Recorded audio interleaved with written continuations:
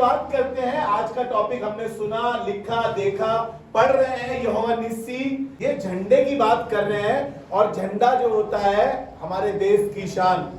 बचपन में सिखाया था ना हमें, झंडा ऊंचा रहे हमारा।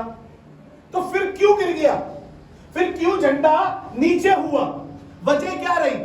नहीं तुम्हारा अविश्वास था, नहीं तुम्हारी शंका थी, तुम्हारा परमेश्वर पे भरोसा नहीं था, इसलिए तुम्हारा झंडा बचपन में तो ऊंचा था।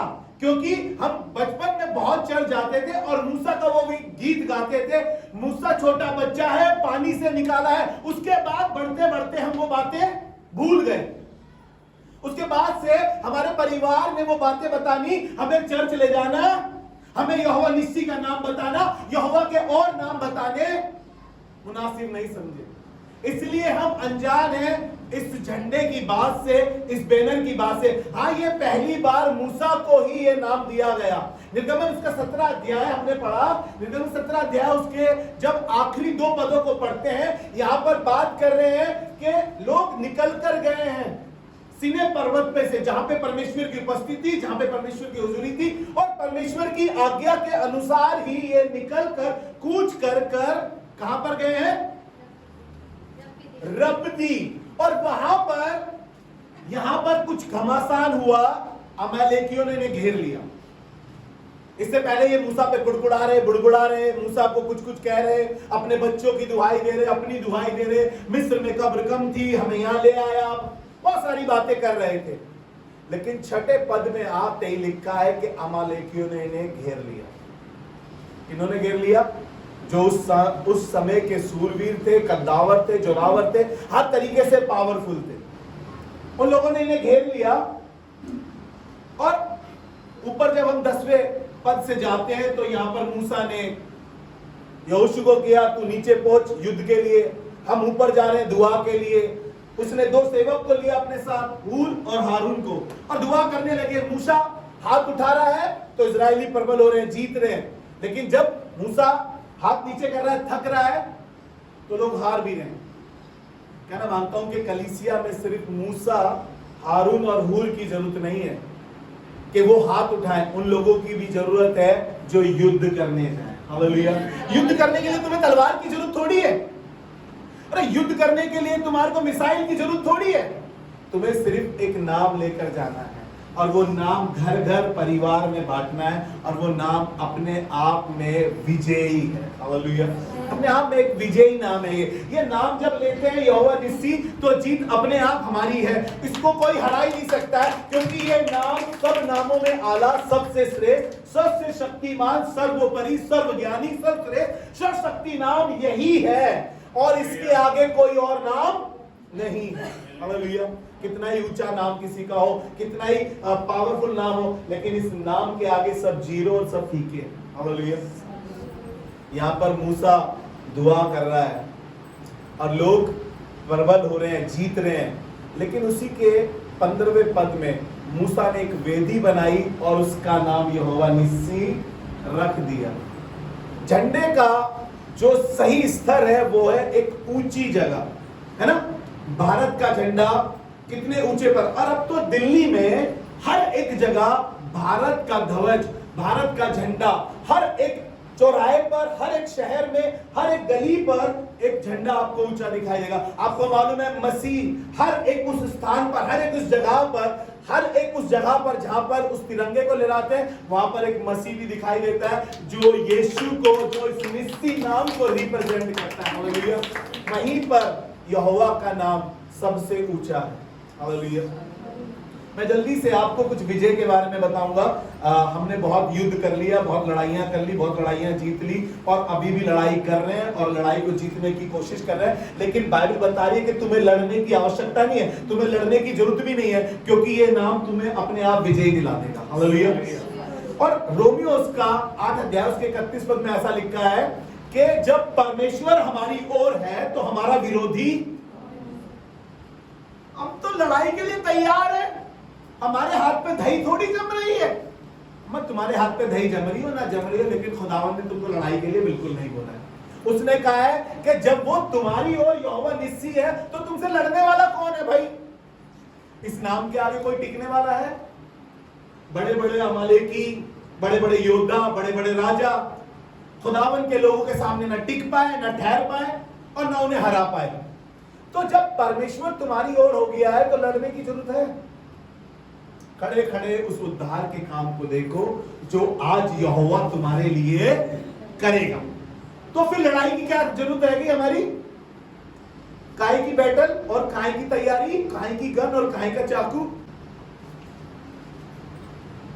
कोई जरूरत नहीं है। सिर्फ एक काम करने की जरूरत है। मूसा की तरह हूर और हारून को लो और किसी एकांत में जाके दुआ करना शुरू कर दो। जीत तुम्हारी यहोवा निस्सी के नाम से पक्की है।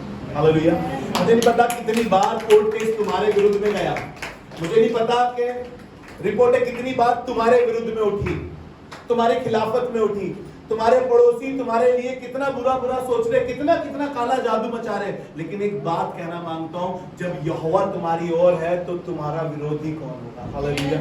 तुम्हारा विरोधी हो ही कौन सकता है? क्योंकि बाइबल में लिखा है, गिनती की पुस्तक उसका 21 अध्याय उसके 5 पद से लेकर 9 पद तक पढ़ेंगे जल्दी से हम, और जल्दी से वापसी हम यीशु मसीह पे आएंगे, क्योंकि वही हमारी जीत का झंडा यीशु मसीह है, यीशु नासरी है। हालेलुया। हम पुराने नियम में देख रहे हैं यहोवा निस्सी था, लेकिन आपको कहना मांगता हूं इस नए नियम में आके यीशु मसीह हमारे लिए जीत का झंडा बना और उसने जीत को हासिल करके मंदिर का पर्दा ऊपर से 2 भाग हो गया और जीत का ऐलान कर दिया कि और बाप के सामने खड़ा होकर किया कि पूरा हुआ। हालेलुया। पूरा क्या हुआ?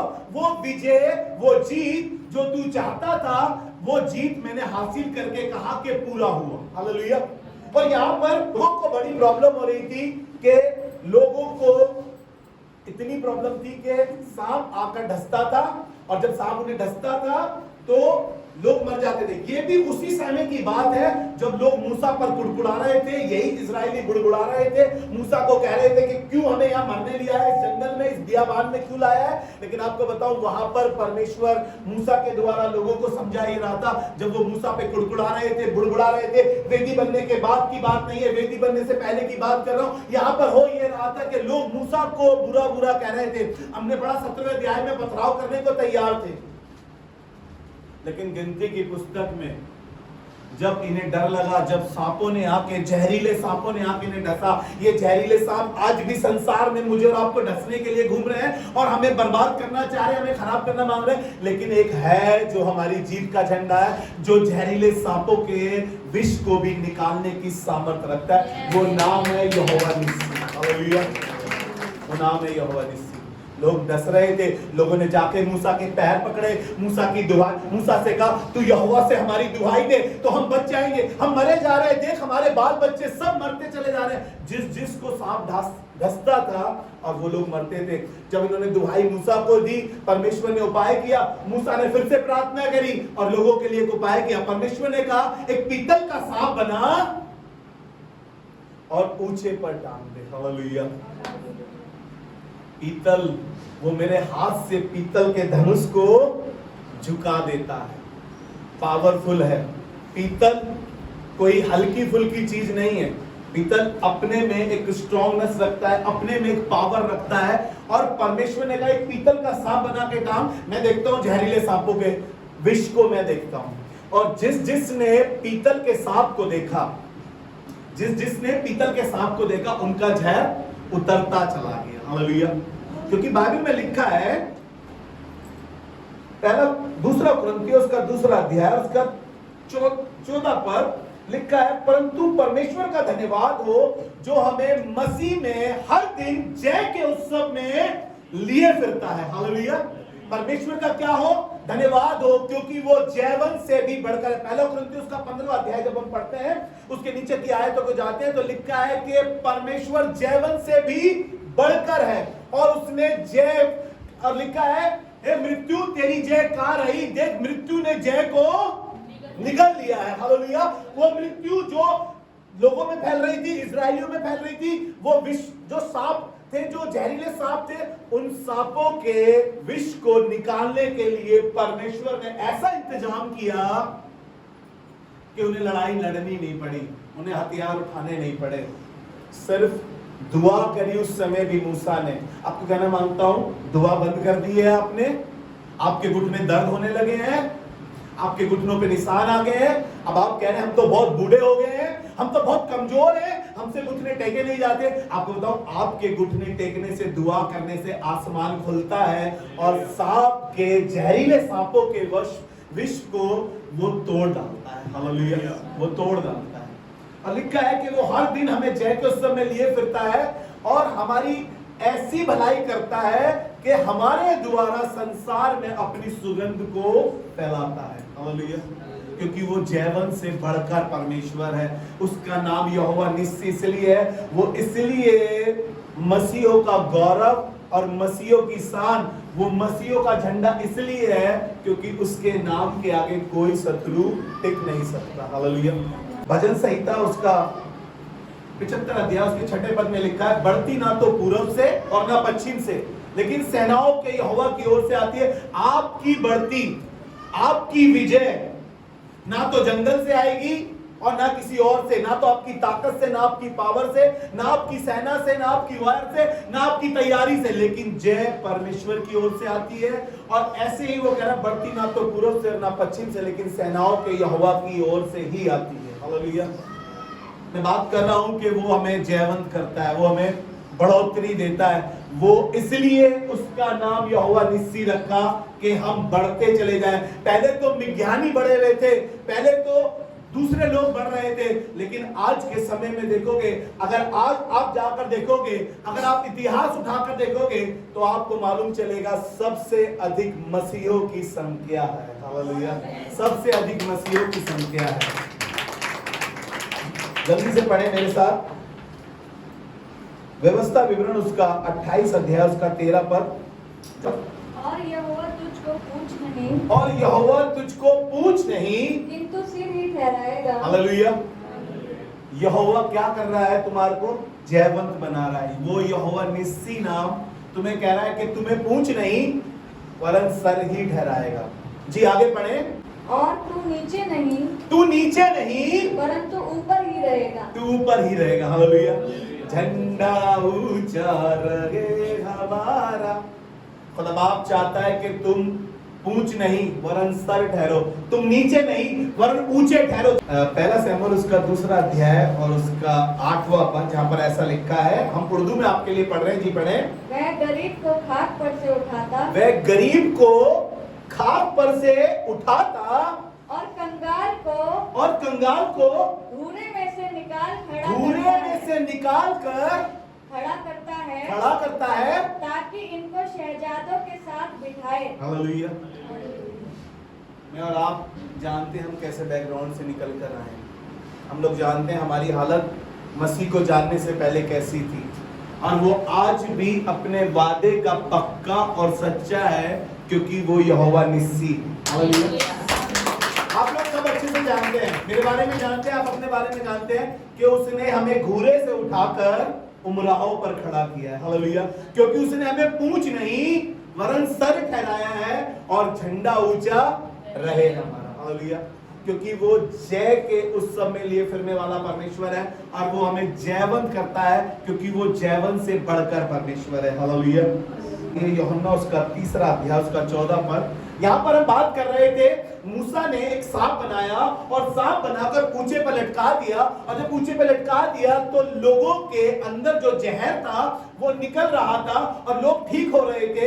यहाँ पर परमेश्वर ने एक काम किया, और यहाँ पर लिखा है यूहन्ना उसका 3 अध्याय उसके 14 पद में ऐसा लिखा है। जी पढ़े। और जिस रीति से मूसा ने जंगल में सांप को ऊंचे पर चढ़ाया, ध्यान से सुनिएगा, जिस तरीके से मूसा ने सांप को ऊंचे पर चढ़ाया, उसी रीति से अवश्य है कि मनुष्य का पुत्र भी ऊंचे पर चढ़ाया जाए। हालेलुया। झंडा ऊंचा रहे हमें। हालेलुया। और यीशु नासरी ऊंचे पर चला गया ताकि मैं और आप उस झंडे के कारण, अभी मैंने और आपने इन बातों को सुना कि उसने कैसे हूर और हारून उसके हाथ उठा रहे थे। यीशु मसीह उस ऊंचे पर चढ़ गया और उसने अपने दोनों हाथ फैला दिए और मेरे और आपके लिए दुआ कर रहा है उन आखिरी क्षणों में, उन आखिरी लम्हों में, और कह रहा है कि बाप इन्हें माफ कर, ये नहीं जानते कि ये क्या कर रहे हैं। ना ही सिर्फ अपने लोगों के लिए, वो उन विरोधियों के लिए भी वहां पर दुआ कर रहा है, क्योंकि झंडा ऊंचा तो हमेशा यहोवा निस्सी का रहेगा। इस नए नियम में आने के बाद, इस नए नियम में देखने के बाद, पढ़ने के बाद मालूम चला कि यहोवा निस्सी मेरे लिए, वो यहोवा निस्सी मेरे लिए यीशु नासरी बन गया और कलवरी के क्रूस पर मेरे लिए उसने अपने हाथ उठाकर कहा कि झंडा ऊंचा यही है, इसी नाम के आगे हर जुबान अंगीकार करती, इसी नाम के आगे हर घुटना झुकता, क्योंकि यीशु ही। आपको क्या नाम मानता हूं, ये नाम बेमतलब नाम नहीं है। इन नामों का ऐसा नहीं कि अर्थ ना हो। मैं फिर से कहता हूं, इन नामों का अर्थ है और इन नामों के ना ही सिर्फ नाम का अर्थ है, इनके नाम का काम भी है। हालेलुया। क्योंकि ये मेरे और आपके लिए बहुत जरूरी है कि हम इन छुपे हुए भेदों को जान सके। आपको लग रहा होगा कि ये छोटी सी बच्ची आकर कैसे इतनी अच्छी बात कर गई। आपको मालूम है क्योंकि ये उसके साथ बैठी है। आपको लग रहा होगा कि कैसे इसने इतनी गहरी बातें कह दी। मैं तो इतने साल से, मैं तो इतने समय से बाइबल पढ़ रही हूँ, किताबें पढ़ रही हूँ, इबादतों में जा रही हूँ। क्या रिश्ता बनाया है? क्या ईमानदारी से बाइबल पढ़ी है? क्या सच में यीशु ने अपने नाम से अधिक महत्व इसको दिया है? क्या हमने उस नाम के साथ मित्रता की है? अरे आपका उपवास रखना बेकार हो सकता है। कहिए भाई साहब उपवास रखना बेकार? अरे उपवास रखा लेकिन आपका दिल तो सिर्फ खाने पे ही लगा रहा। उपवास रखा लेकिन आप तो गुड़गुड़ाते ही रहे, आप तो बुड़बुड़ाते ही रहे। आपने बहुत देर बाइबल पढ़ी, बहुत देर घुटनों पे प्रार्थना करी। भाई साहब अभी तो घुटनों पे प्रार्थना करने की बात कर रहे थे, लेकिन तूने किया क्या? तूने दिया क्या? तुझसे मिला क्या? तूने मेरे लिए ये नहीं किया, तूने मेरे लिए वो नहीं किया। वो खुदा है, वो जो कर रहा है उसको करने दीजिए। आप अपने घुटने टेकिए और कहें खुदा बाप, वो इसलिए कह रहा है चुप हो जाओ, जान लो क्योंकि मैं ही परमेश्वर हूं। आप उसे मत बताएं कि आप तू कौन है। आप मुझे बता सकते हैं कि अपनी गिरबान में झांक के देख तू कौन है, लेकिन उससे आप सवाल नहीं कर सकते, उससे आप जवाब नहीं कर सकते। वो जो है सो है, उसका नाम यहोवा है। हालेलुया। वो जो है सो है, आप उससे सवाल नहीं कर सकते। आप उसके सामने ना, आप छुपे रुस्तम नहीं बन सकते। आप उसके सामने ना कुछ करके आए हो और कहें कि पता ही नहीं चलेगा। वो यहोवा है, वो सब जानता है, उससे कुछ नहीं छुपा। आपके मन में उपवास में जो चल रहा था ना, आप बाइबल पढ़ते समय जो सोच रहे थे ना, आप इबादत में बैठे हुए जो कह रहे थे ना कब खत्म कर रहे हो भागे, वो भी सुन रहा है, वो भी सुन रहा है, वो भी सुन रहा है। फिर कैसे हम यहां पर खड़े होकर कर पाए? मूवी देख लेते हैं बार बार, एक ही मूवी को 4 बार देख लेते हैं, 40 बार भी देख लेते हैं, लेकिन एक चैप्टर को बार बार पढ़ ले तो हमें ऐसा लगता है, एक प्रीचिंग को बार बार सुन ले तो ऐसा लगता है नेट खराब हो जाएगा यार अभी तो सुनकर आए हैं, फोन पे सुनने की क्या जरूरत है यार। मतलब आप कुछ कहता है कर लो चुपचाप से। मेरी तो आदत ऐसी है, अगर उसने कहा और मेरा यहां भर गया तो मैं तो वही करता हूं। फिर चाहे पत्थर की लकीर, मेरे को चाहे कुछ करना हो ना करना हो, लेकिन मैं वो करता हूं जब उसने मेरे यहां पर रखकर मुझे भर दिया ना, मेरे दिमाग में सिर्फ वही चल रहा है, तो मैं वही करता हूं, क्योंकि मुझे मालूम चलता है वो चाहता यही है कि मैं ये करूं।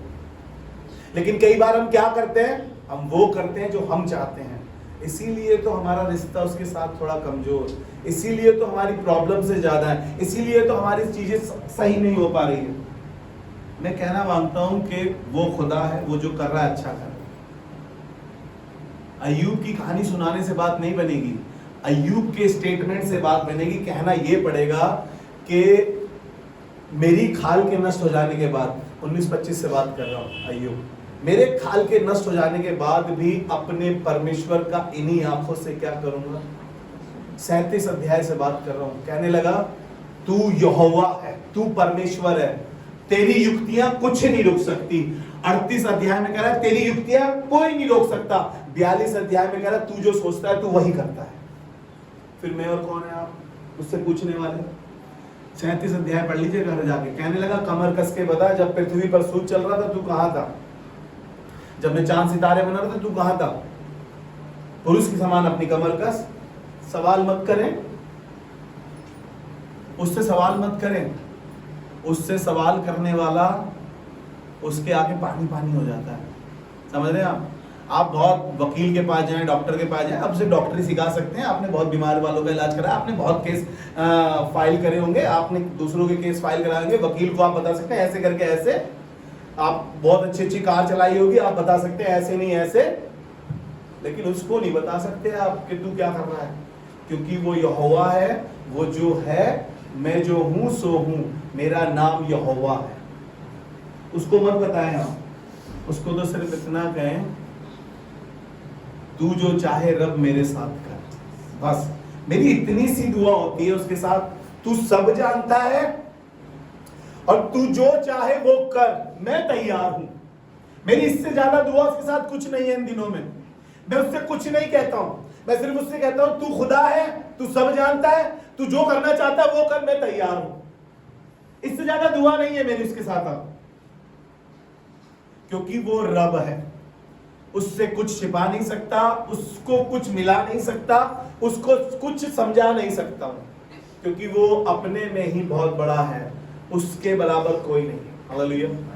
इसलिए इस झंडे को, इस ध्वज को, इस बैनर को अपनी जिंदगी में छाप लीजिए।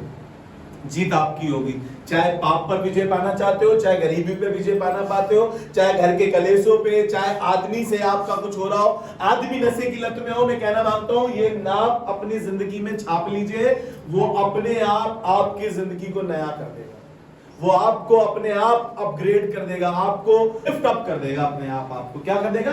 अपने आप लिफ्ट अप कर देगा। वो आपको भी वो झंडा बनाने की सामर्थ्य रखता है, ताकि आपको देखकर लोग विजय हो सके अपनी बीमारियों से, अपने गम से। जब आप उनके पास खड़े होंगे तो वो आपको वहां झंडे की तरह इस्तेमाल करेगा। ये खुदावन से एक बार और फिर से दुआ मांगे। प्रभु हम धन्यवाद करते हैं, शुक्रगुजारी करते हैं अच्छे कलाम के लिए, अच्छे यूथ के लिए, अच्छे बच्चों के लिए, बिकम प्रचारकों के लिए। परमेश्वर प्रभु हम धन्यवाद करते हैं, हमारा दिल शुक्रगुजारी से भरा है। प्रभु हम हाथ उठाकर तेरा धन्यवाद करना चाहते हैं कि प्रभु तू यहोवा निस्सी है और तू अपने लोगों के लिए सच में एक झंडा है, और तू ऊंचा करता है। क्योंकि लोग कहने लगे कोई पौलुस का है, कोई अपोलुस का है, और बाइबल बताती है पौलुस क्या है और अपोलुस क्या है? सिर्फ परमेश्वर ही है जो बढ़ाने वाला है। प्रभु तू बढ़ाने वाला है, और तू बढ़ा रहा है इन बच्चों को। प्रभु मेरी दुआ है प्रभु इस चर्च में सिर्फ तेरा झंडा ऊंचा रहे, हमारी जिंदगियों से सिर्फ तू ऊंचा रहे प्रभु, और सिर्फ तेरा नाम हमारे खानदानों में, हमारे घरों में, हमारी जिंदगियों में, हमारे दिल में सिर्फ तेरा नाम ऊंचा हो प्रभु। मैं दुआ करता हूं प्रभु और जवानों को तैयार कर प्रभु। खुदावन और जवान तैयार हो सके प्रभु। इन जवानों को और अपनी खिदमत के लिए इस्तेमाल कर प्रभु। इन जवानों को और प्रकाशन दे। पवित्र आत्मा इन पे भरपूरी से उतर, क्योंकि तू खुदा है। खुदावन बढ़ती सिर्फ तेरी ओर से आती है प्रभु। मेरी दुआ है कलीसिया में हर एक तेरे लिए इस्तेमाल होने वाला हो प्रभु। सिर्फ कुर्सी पे बैठने वाले ना बने प्रभु, घर घर जाके लोगों को जाकर तेरे नाम के बारे में बताने वाले बने प्रभु। एक एक को आशीष दे प्रभु, एक एक को अपने लिए इस्तेमाल कर, यीशु मसीह के नाम में आमीन।